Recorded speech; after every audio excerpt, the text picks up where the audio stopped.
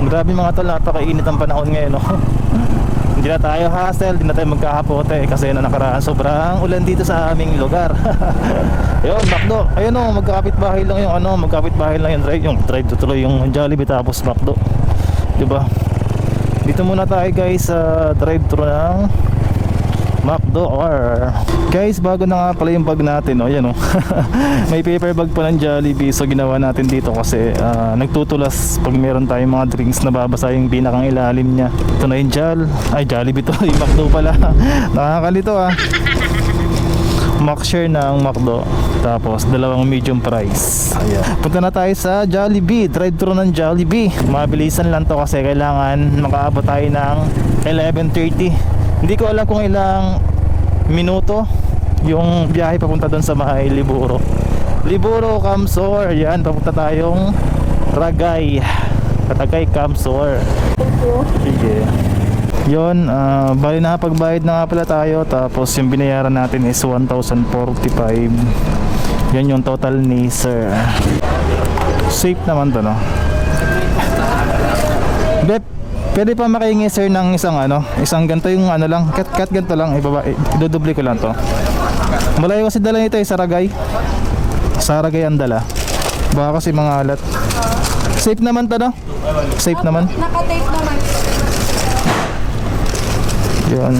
Ito kasi yung mahirap pag malayo yung biyahe natin guys. May mga ganito kasi nabububuyan. Kaya talagang pinapasecure natin sa crew ng Jollibee yung mga gantong klase, mga gantong sistema ba. Yan. Baka kasi mamaya mga alat to sa bag natin Isa lang po sa food. Sige, thank you. Ito naman yung Mac-share kasi yung order natin sa McDo, tapos ito naman sa Jollibee is chicken bucket. Chicken bucket yung order ng customer natin. Para nga naman syempre parehas, diba? Magbablog ako.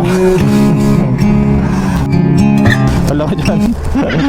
Grabe mga tol, puno-puno yung bag natin, no? Kung makikita ninyo, ito lang yung dala natin na bag. So, pero wala naman siyang mga drinks, kaya ito lang yung dala natin bag. Say! Shout out! Right mga tol, papunta na tayo ng Liburo, Betro Oil. Yan, sa may gasoline station yung meeting place namin. So ingat tayo, ride safe sa atin. So paano ba yan? Let's go! Samahan niyo ako sa long ride natin. Long ride ba? O short ride? Malapit na naman siya wala siyang isang oras Yo, let's go!